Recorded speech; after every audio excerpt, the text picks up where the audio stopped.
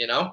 So Randonauts, the idea is, what is it, an app? Exactly. It's an app, Randonautica. I just downloaded it. You log into an app, and what happens? They churn out numbers. So well, first of all, you log in and it says, "Welcome to Randonautica. New to randonauting, watch this video to find out what it's all about." So I don't know, maybe we'll watch that video later.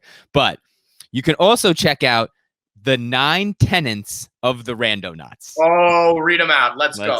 Okay. Number 1, seeing in. Before we do that, the idea is that on some level, this app is going to churn out numbers that tell you to go somewhere. And like that's kind of like how people are like, this one guy said that it led him to a cemetery where all of his ancestors were buried, and he had like an experience. The story Feidelberg said was these numbers. I don't know whether they're coordinates. I don't know whether they're street numbers, whatever it is, these random numbers that tell you to go somewhere. This person found a dead body that the police confirmed. So it's the idea of like this app's going to give you numbers that tell you to go somewhere, and that's going to be how you experience your life. I think that's how the app actually functions. Like, it's just like you say where you are, you probably like enable your location, and it gives you a place to go, and you go, and I'm not really sure what you do there, but these are the 9 tenets. Number 1, seeing in the dark, dedication to exploring the uncertainty and blind spots of the world around us. Okay. Number 2, venture with mindfulness, paying attention, practicing safety and situational awareness. Be sincere, show compassion and willingness to understand oneself and the community. Okay. I'm not really sure how that involves just like going to random places.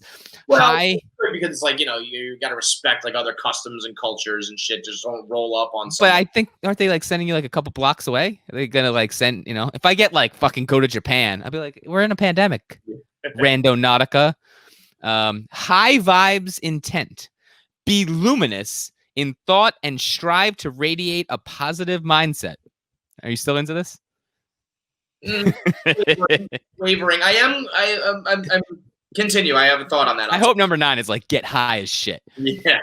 Value inner life. Appreciation towards the self as the catalyst for an effect on the external environment. Bridge culture gaps. Okay. Yeah. Share experiences to assist in understanding the beauty of shared global consciousness.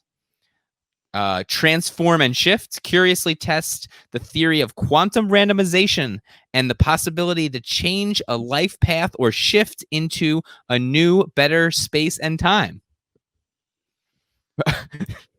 Bring a trash bag. This is number 8. Bring a trash bag.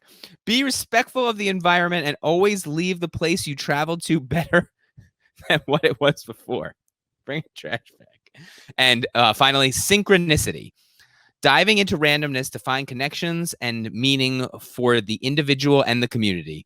Using serendipitous occurrences to guide you on your path. I had trouble with serendipitous. That sounds like, 10 Commandments-esque, where it's just like, these are all good things. These are all like, you should follow these rules. Yeah. The idea of like, positive vibes, or whatever the fuck you said, it's interesting because Chaps hit me with that on Friday Night Pints the other day. And they said, he said, I was making fun of, I said I didn't like, I think Westworld or something. I didn't like a TV show. And someone was like, why don't you try being positive? Like, you get the energy that you put out, you get back from the world. And so if you're always negative, you get this negative energy.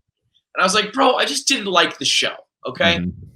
And I believe in that. I believe that part of me.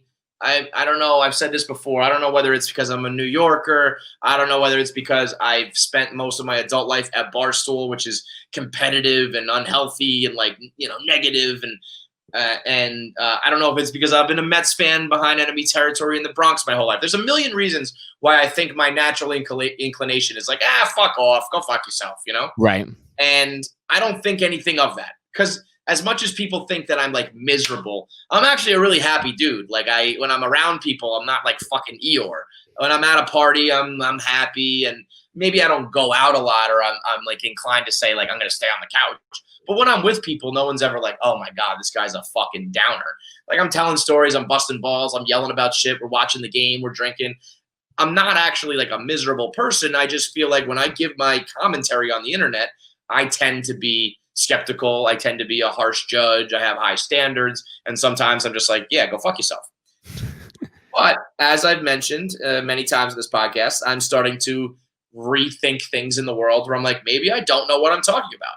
And maybe the fact that I wake up every morning and my first reaction is like, let's make a 1 Minute Man video where I say, this sucks. Maybe that's starting to weigh on me. Maybe I am putting out a vibe that I'm getting back, because that HBO tournament did suck though. That totally sucked. That was undeniably bad.